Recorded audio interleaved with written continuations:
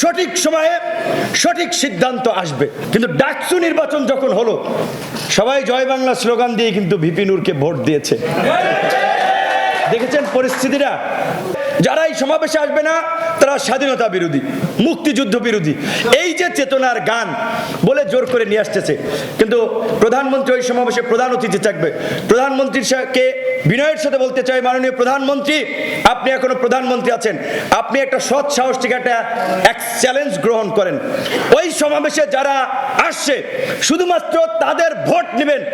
নির্দলীয় নিরপেক্ষ সরকারের অধীনে কতজন নির্বাচন চায় আমার বিশ্বাস ওই সমাবেশেরও অন্ততপক্ষে 60 থেকে 70% লোক তত্ত্বাবধায়ক সরকারের অধীনে। কারণ তারা ছাত্রলীগের ভয়ে, যুবলীগের ভয়ে জোর করে ওই সমাবেশে নিয়ে আসা হয়েছে। মন থেকে তারা ওই সমাবেশে আসে নাই। যদি আপনাদের সৎ সাহস থাকে, অন্তত এই চ্যালেঞ্জটুকু অ্যাকসেপ্ট করেন। আপনাদের মনে হয় বাড়িয়ে বলছে, চাঙ্গা করার জন্য বলছে। ডাকসু নির্বাচন দেখেছেন না, সমস্ত হলে ছাত্রদল হলে থাকতে পেরেছে। টুকুয়ের সাথে কথা হয়েছে, আপনারা নিশ্চয়ই যারা ফলো করেছেন তাদের মনে আছে, ঢাকা বিশ্ববিদ্যালয়ের তৎকালীন ভিসি ছিলেন আরেফিন সিদ্দিক, তারা দেখা করতে গিয়েছিল ভিসির সাথে। সেই সময় তাদের উপরে বেপরোয়া হামলা করেছিল, টুকুয়ের মাথা ফেটে রক্ত বেরিয়েছিল, প্রথম আলো সেই ছবিটা, এবং হামলা করেছিল রেঞ্জ হাতে। আমি মহসিন হলে ছিলাম, টুকুভাই মহসিন হলে, হামলাকারী এই শয়তান ও সেই মহসিন হলের ইমতিয়াজ বুলবুল বাপ্পি সিরাজগঞ্জের, তিনি হামলা করেছিলেন। তো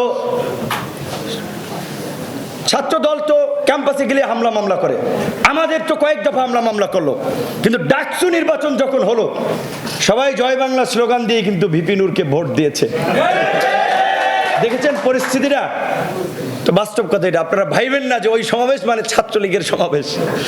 অনেকে ওই যে বলে কায়দা করে কোনোভাবে আর কি আছে, কিন্তু আমরা যদি আরেকটু উত্তাপ ছড়াতে পারি সব চলে আসবে এইদিকে।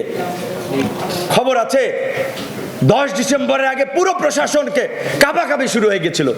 10 ডিসেম্বর এই রকমের পরিস্থিতির আগে বিভিন্ন ধরনের ট্রায়াল চলবে, ট্রায়াল ফেস। 28 জুলাই এগুলা ট্রায়াল ফেস। বিভিন্ন জনের কথায় বিভ্রান্ত হওয়া যাবে না। আমরা বলেছি বিএনপি একটা বড় রাজনৈতিক দল, আজকে সমস্ত বিরোধী দল আমরা বিএনপির নেতৃত্বে যুগবাদ আন্দোলন করেছি। লিয়াজু কমিটির মিটিং আমরা স্পষ্টভাবে বলেছি, বিএনপির নেতা যেহেতু বর্তমান তারেক রহমান, তাকে বলছি তার কাছে সিক্রেট থাকুক প্ল্যান।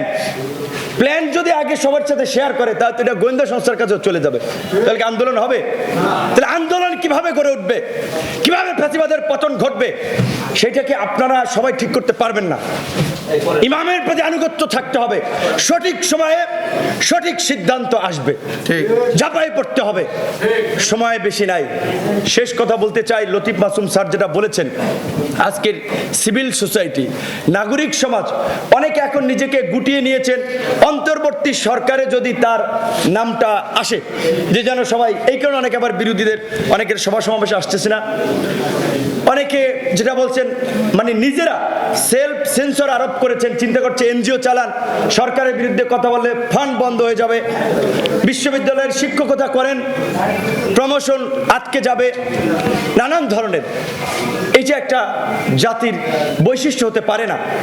আজকে বিরোধী দল যারা আন্দোলন করছে, আমরা বলছি, আমরা যে বিএনপির সাথে আন্দোলন করছি, আমাদের আজকে ঢাকা বিশ্ববিদ্যালয়ের ছাত্র বিনিয়ামিন মিথ্যা মামলা একের পর এক 5টা মামলা দিয়েছে, তিনি যেন জামিনে বের না হতে পারেন।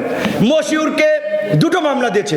গোপালগঞ্জে ইন্টারমিডিয়েট পড়ুয়া শিক্ষার্থী আন্ডার এইজ, তাকে মামলা দিয়েছে। খুলনাতে মামলা দিয়েছে। বগুড়ায় 8জনকে বয়োবৃদ্ধ লোক সহ আওয়ামী লীগের লোকেরা কার্যালয় ভাঙচুর করেছে, সেইটা দিয়ে মামলা দিয়ে আমাদের নেতাকর্মীদের আটকালো। এই যে ত্যাগ স্বীকার করছি, রক্ত ঝরাচ্ছি, বিএনপিকে ক্ষমতা আনার জন্য আমরা ত্যাগ স্বীকার করছি, রক্ত ঝরাচ্ছি না। দেশের মানুষের ভোটের অধিকার প্রতিষ্ঠা করার জন্য, গণতন্ত্র প্রতিষ্ঠা করার জন্য, নাগরিক মর্যাদা প্রতিষ্ঠা করার জন্য, আইনের শাসন প্রতিষ্ঠা করার জন্য বিএনপিও সেটা চায়, আমরাও সেটা চাই। সমস্ত বিরোধী দল, দেশপ্রেমিক নাগরিকেরা সেটা চায়। এইখানে বিএনপি সহ আমাদের মিল।